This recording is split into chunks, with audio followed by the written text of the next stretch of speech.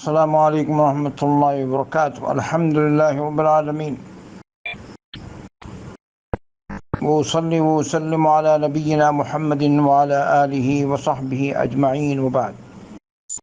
فعن عبد الله رضي الله عنه قال: أصاب النبي صلى الله عليه وسلم ضيفا فأرسل إلى أزواجه يبتغي عندهن طعاما فلم يجد عند واحدة منهن فقال: اللهم إني أسألك من فضلك ورحمتك فإنه لا يملكها إلا أنت إلى آخر الحديث.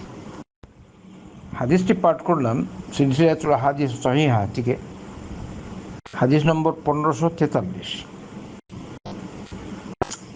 শেখ আলবানী এই হাদিসকে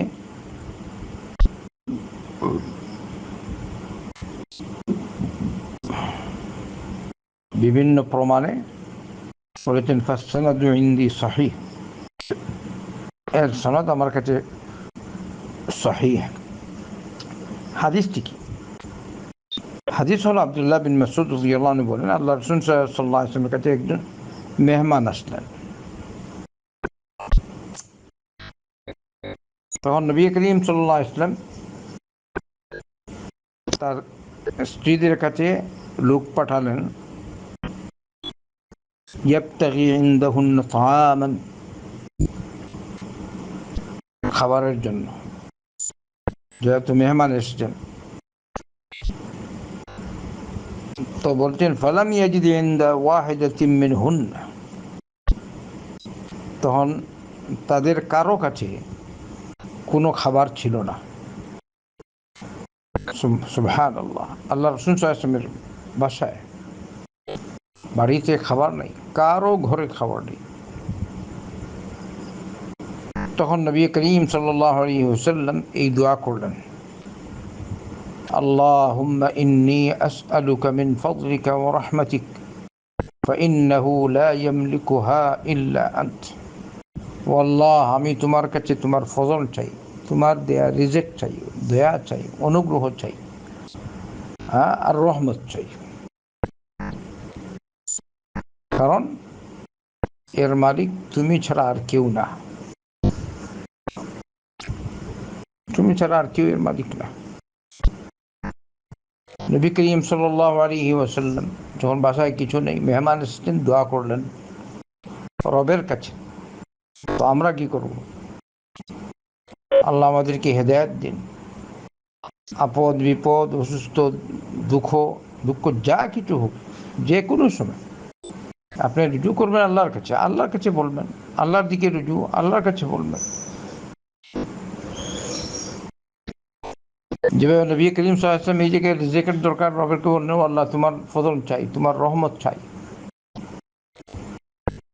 তখন ফাউদিয়াত লাহু শাতুন মাসরিয়া, তখন তার কাছে একটা শাত ভাজা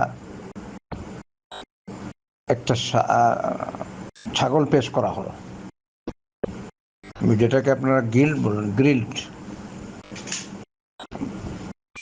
মুরগি যেরকম গ্রিল পাওয়া যায় ওই রকম আরও এখনো এটাকে মাসবি বলে,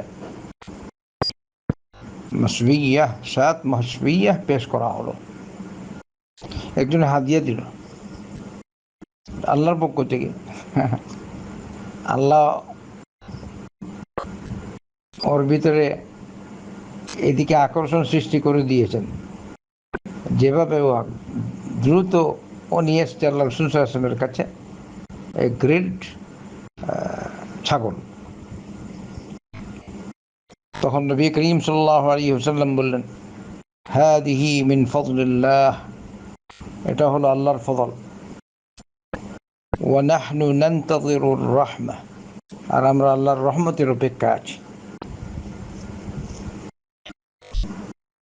তো লম্বা কিছু নেই, একটু অনুমান করুন, আপনি কি আজকে খাবার খাননি? কয়বার খেয়েছেন? যারা আমার মেসেজ শুনছেন একটু খেয়াল করি, আমি নিজেও খেয়েছি কতবার। সকালে উঠলেন, দুপুরে খেলেন, হয়তো মাঝখানে আবার চা নাস্তা করলেন, তারপরে আবার খাবার খাবেন। খাই রে, হ্যাঁ, কিন্তু আপনাদের নবী রাহমাতুল লিল আলামিন রব যাকে বলেছেন ওমা আরসালনাকা ইল্লা রাহমাতাল লিল আলামিন, হে আল্লাহর রাসূল সাল্লাল্লাহু আলাইহি ওয়াসাল্লাম, আমি তোমাকে সমস্ত সৃষ্টির জন্য রহমত হিসেবে প্রেরণ করেছি।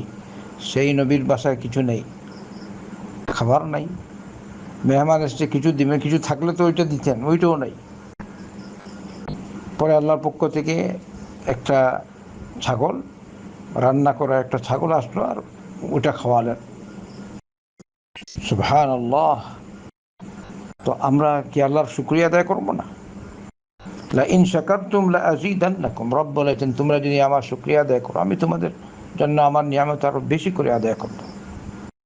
তো আমার ভাই ও বোনেরা, আল্লাহর শুকরিয়া কীরকম আদায় হবে?